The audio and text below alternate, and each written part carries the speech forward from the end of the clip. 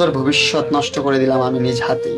এটা তো কিছু বলার নাই। আর আপনারা দেখছেন লায়লা অনেকভাবে চেষ্টা করছে আমার ভবিষ্যৎ নষ্ট করার, কিন্তু পারে নাই।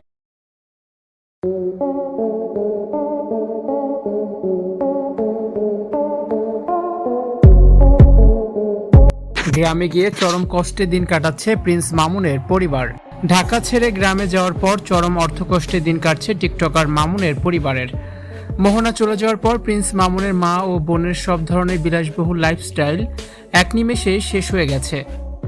ঝলমলে আলো আর সুইমিং পুলের আধুনিক আভিজাত্য ছেড়ে তারা এখন ঢাকা থেকে বাধ্য হয়ে ফিরে গেছে গ্রামের টিনের বাড়িতে, যেখানে নেই কোনো আধুনিক সুযোগ সুবিধা, নেই কোনো বিলাসী আয়োজন।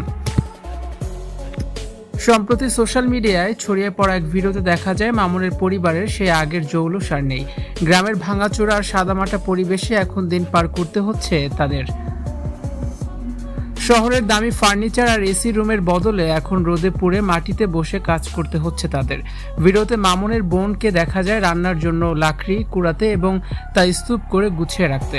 রান্না থেকে শুরু করে গ্রামীণ জীবনের সব ধরনের কঠোর পরিশ্রমের সাথে এখন মানিয়ে নিতে হচ্ছে তাদের, যা এ সময় তাদের কল্পনারও বাইরে ছিল।